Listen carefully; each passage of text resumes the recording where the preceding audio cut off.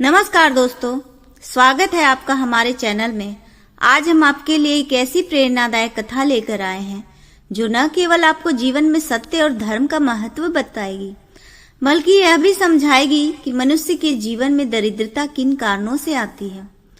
क्या आप जानते हैं कि ऐसा कौन सा पाप है जिसके कारण देवी लक्ष्मी किसी के घर से चली जाती है, और कौन से पुण्य कार्य उन्हें घर में वास करने के लिए प्रेरित करते हैं? तो दोस्तों, इस अद्भुत कथा में जानिए महाराज हर्षवर्धन की सत्यवादी जीवन गाथा, जिसमें उन्होंने सत्य और धर्म के बल पर सभी परीक्षाओं को पार किया।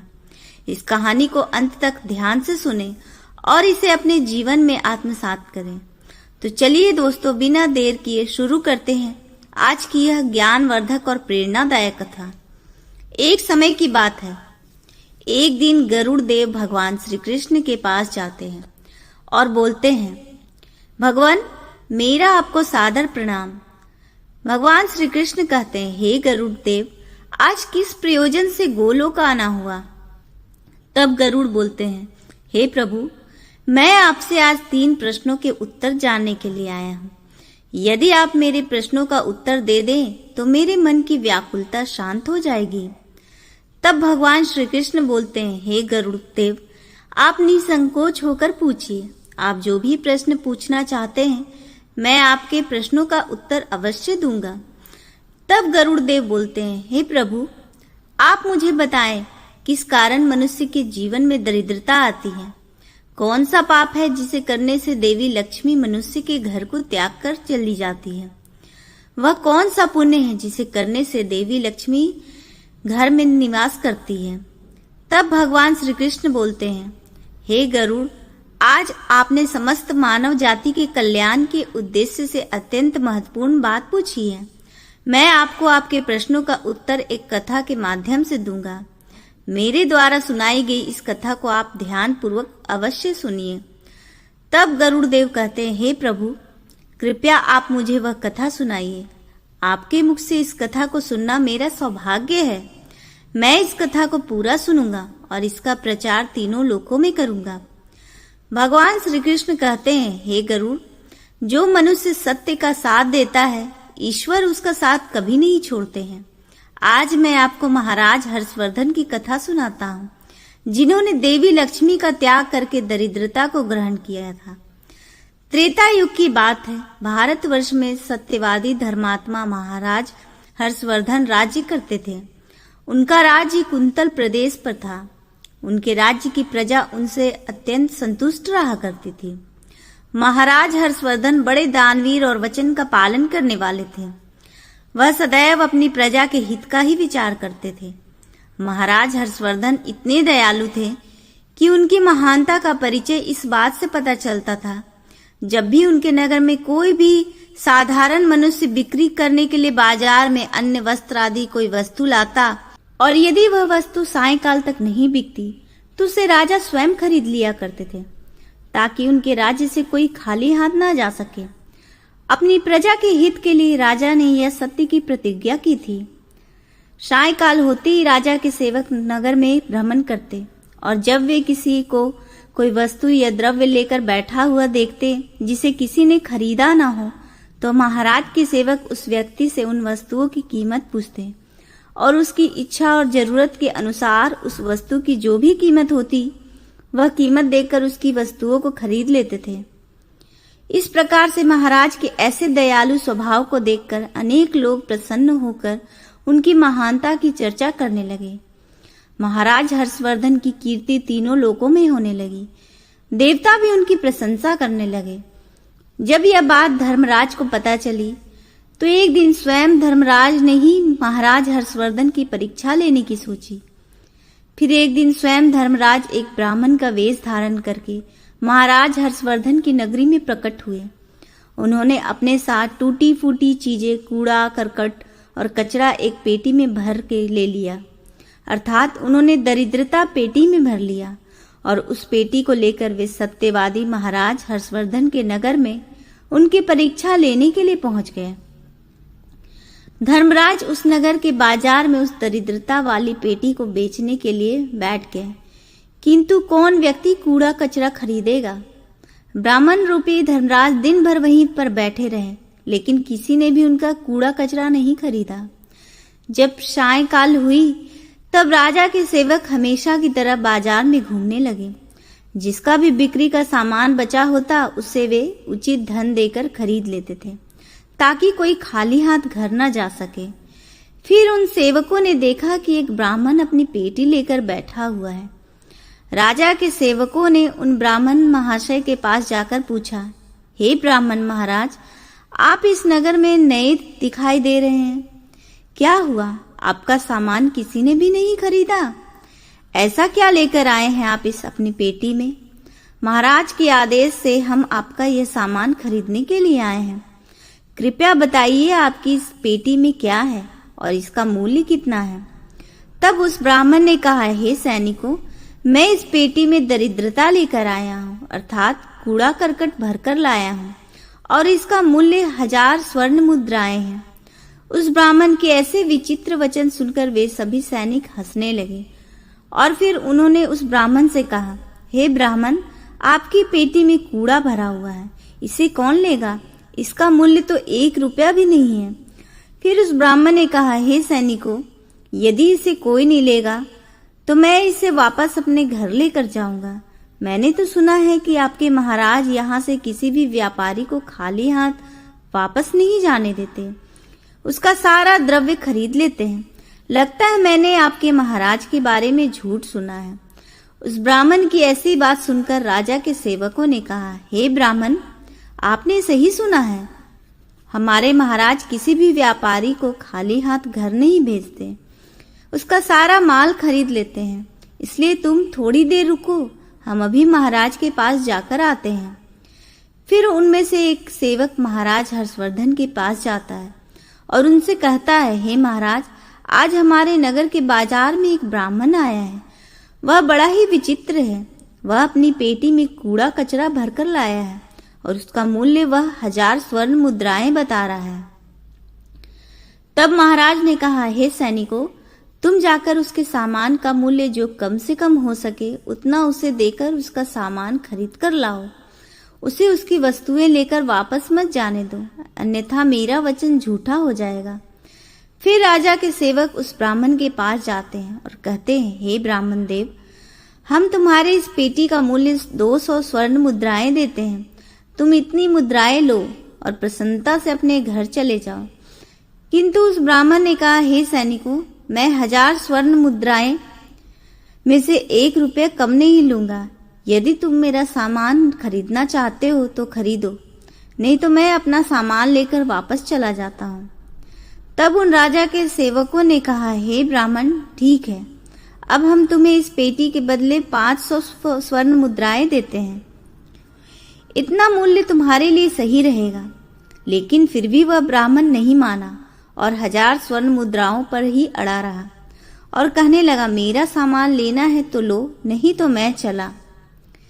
तब फिर से वह सैनिक लौटकर राजा के पास जाते हैं और उनसे कहते हैं, हे महाराज, उस ब्राह्मण को हमने 500 मुद्राएं देने की कोशिश की, किंतु वह फिर भी नहीं मान रहा है।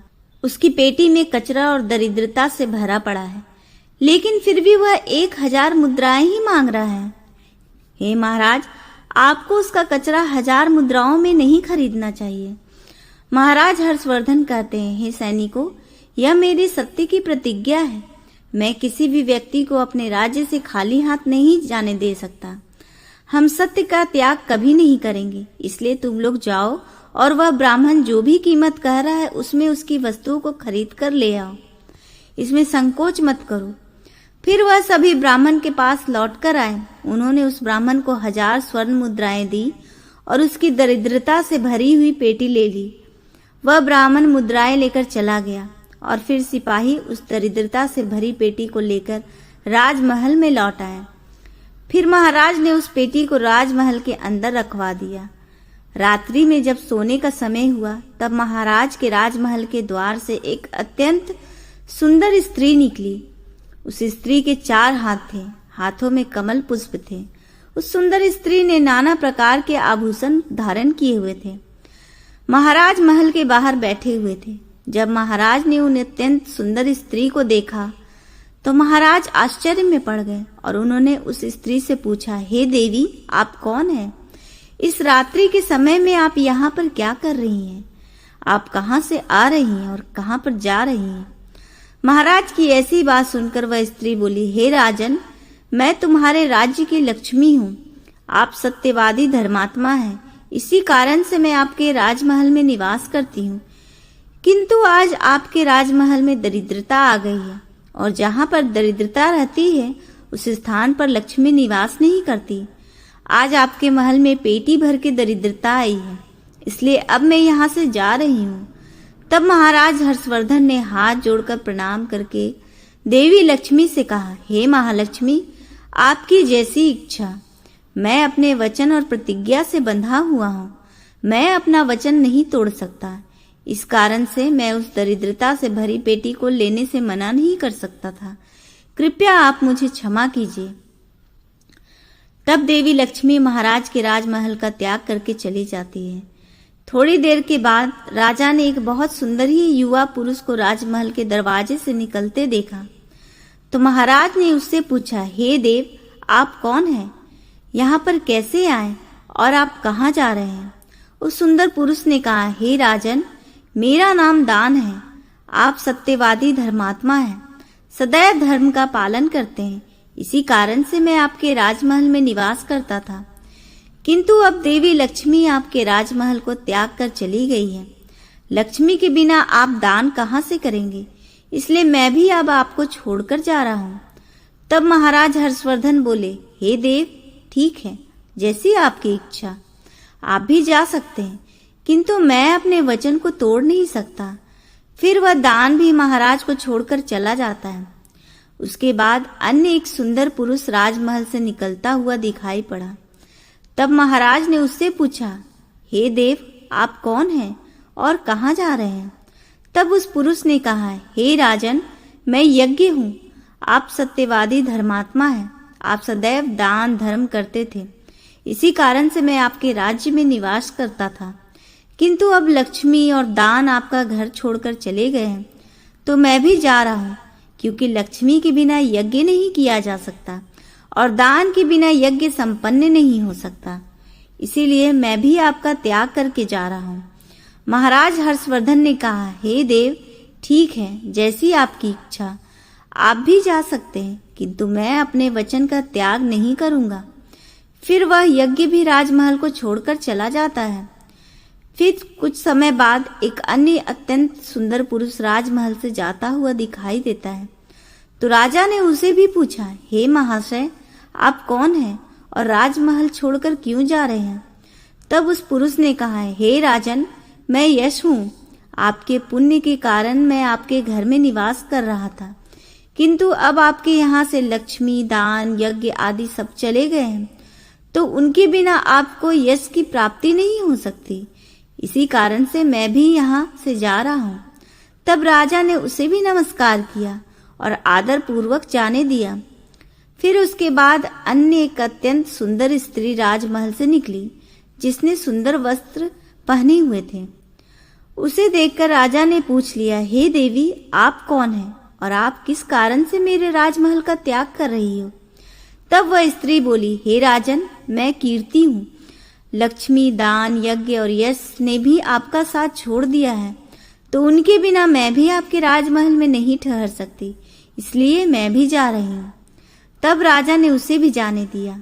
फिर अंत में एक अत्यंत सुंदर पुरुष राजमहल से निकला और उसे देखकर राजा ने पूछा, हे देव, आप कौन हैं और आप भी हमारे राजमहल को छोड़कर क्यों जा रहे हैं? तब उस पुरुष ने कहा, हे राजन, मैं सत्य हूँ। आप एक सत्यवादी धर्मात्मा राजा हैं, इसीलिए मैं आपके यहाँ निवास करता था, किंतु अब आपके यहाँ से लक्ष्मी, दान, यज्ञ, यश, कीर्ति आदि सभी चले गए हैं, तो मैं भी यहाँ से जा रहा हूँ।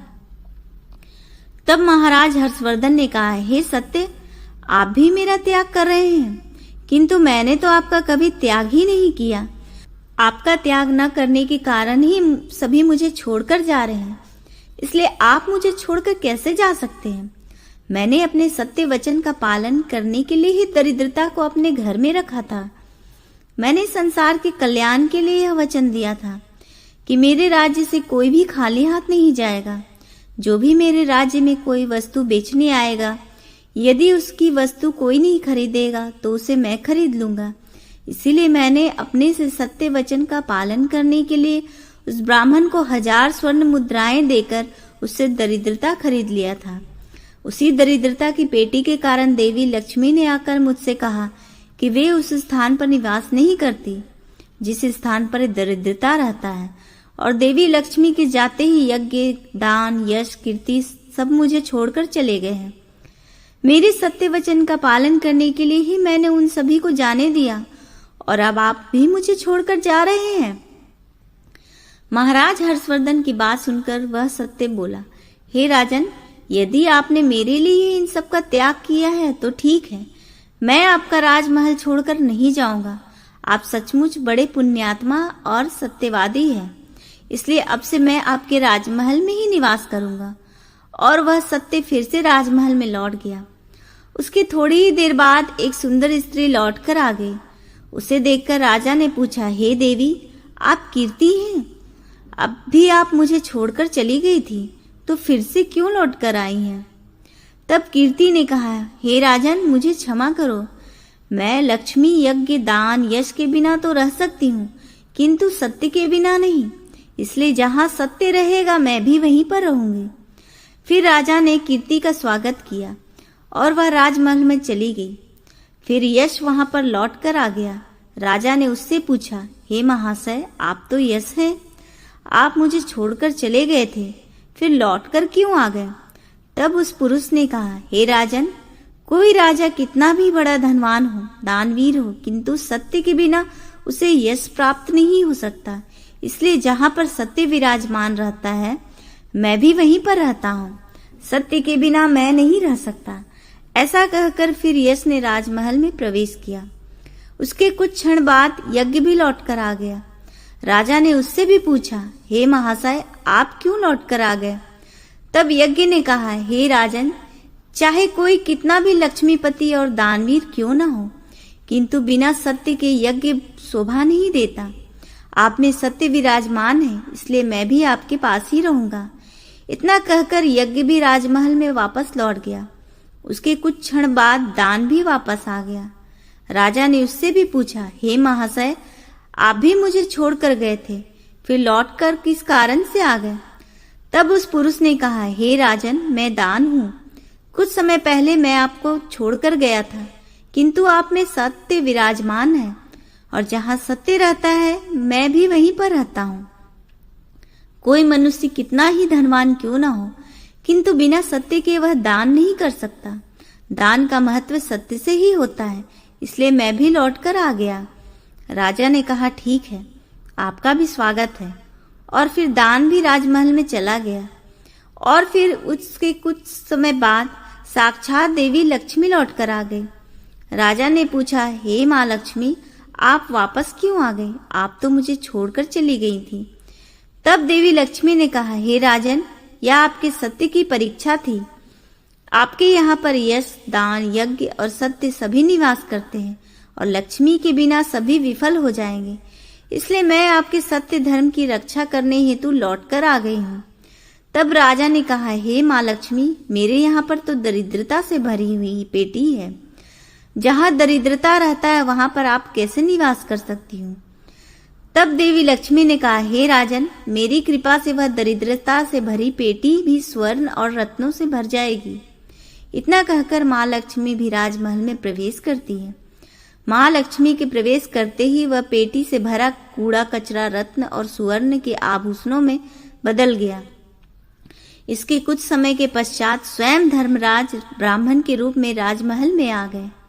तब राजा ने उनसे पूछा, हे ब्राह्मण देव, आप कौन हैं? आपने तो मेरा त्याग नहीं किया था, फिर आप यहाँ पर कैसे आ गए? तब उस ब्राह्मण ने कहा, हे राजन, मैं साक्षात धर्म हूँ।